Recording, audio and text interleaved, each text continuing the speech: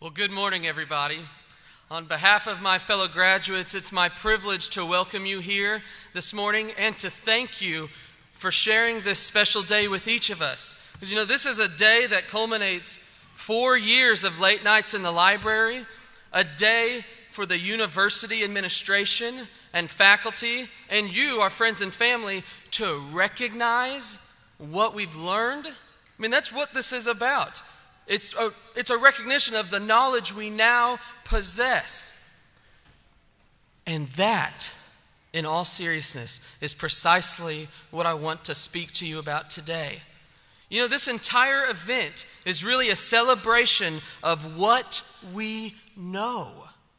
Fellow graduates, all my friends and classmates here, looking back to August 2007, you all know a lot of things. And the degree you and I are about to receive on this platform is going to serve as a permanent memorial to what we now know. And sure, we've learned a lot of things. But ladies and gentlemen, this reality is what scares me. It scares me because God describes in 2 Timothy 3, verse 7, a person who knows a lot of things. He describes a person, and here's what the verse says, a person who is always learning but never arrives at a knowledge of the truth. Have you heard that verse? Have you read it? These 13 simple words in 2 Timothy 3:7 have caused me to tremble more than once in my 4 years here.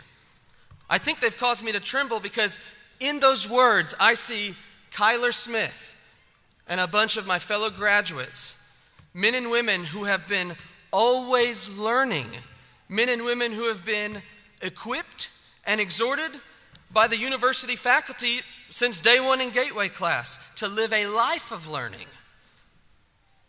Men and women with great skills. We've got graduates here in front of us who can market a business plan. My roommate being one of them. We've got people who can create some of the most impressive graphic design projects. Guys who can write, ladies and gentlemen, who can write worthy journal-worthy theses. Theses, whatever. How do you say that? We've got men and women who can prepare a strategic lesson plan to help educate the next generation. You got guys who can build a house, girls and guys who can sing with stirring beauty. We've got science majors who can conduct skillful research in, whatever. Look at me, it's so impressive I don't even understand it. And yet, in all seriousness, there apparently is a person just like you and me.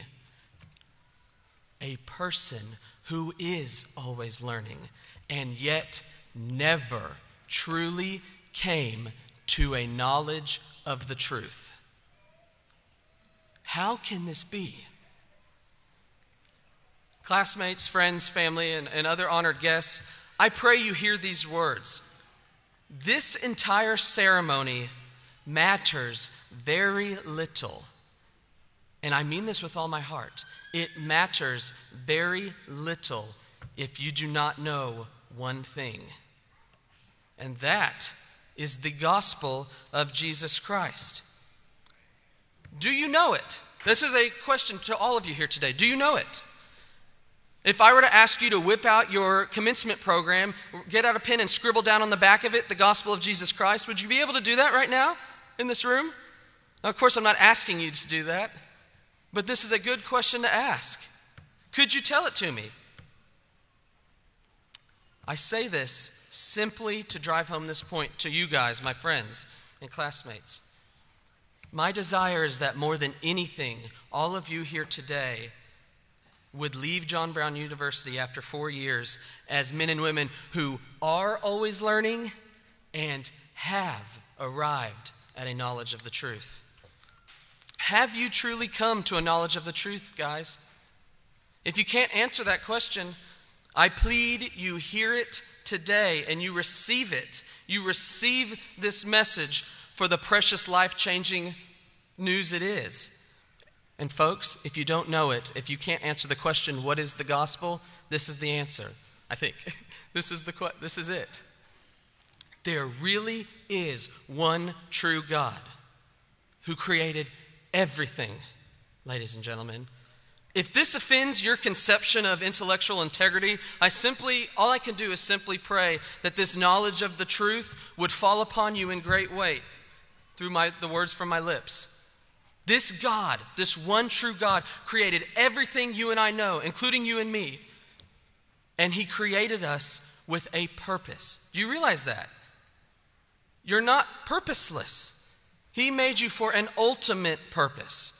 The chief purpose, and that is to reflect and glorify his name. However, each of you in this room, every single body in this room, myself probably chief amongst you, have rebelled against him. We've rebelled against his holy, perfect character. And I, therefore, along with every sinner in this room, deserve, this is real, folks, we deserve eternal separation from God. For my rebellion, for your rebellion. Now, is this good news? Is it? No way. That is horrible news. But thank the Lord, that's not the end of the story. Here is your hope, your only hope, my only hope. This one true God, his incalculable loving kindness and mercy, in his incalculable loving kindness and mercy, he sent his Son, Jesus Christ, his righteous Son, to live a perfect life and to receive the punishment you guys and Kyler deserves. He received that punishment. And this is good news because he isn't dead anymore. We just celebrated 2 weeks ago that he is risen indeed. He rose again that each of you in this room might have life in his name, that you might be saved. And dear people, family, friends, everyone in here, you can be saved. There is blessed hope for each of us in here. Christ's salvation is truly freely offered to each of you who see their sin, who see it, and who can recognize that Christ is their only hope. And so therefore, I close with this plea. Do not try to be strong in your own strength, graduates, ladies and gentlemen. Do not try to be strong in your own strength because it will not be there when you need it most. Do not rely on your credentials as a college graduate here. It does not offer the hope and wholeness that President Pollard so wonderfully preached yesterday evening. This is the gospel of Jesus Christ, and it's the foundation of everything you know or hope to know. It's the foundation of this school, this very school. And I say it unashamedly, JBU may be an incredible institution of higher learning with the task to expertly educate, but it exists foremost to exalt the glory of Christ over all. That's its chief aim. The main reason, guys, God even gave you and I a mind over these 4 years, the main reason was that we might seek out and find all the reasons that exist for treasuring him in and over all things.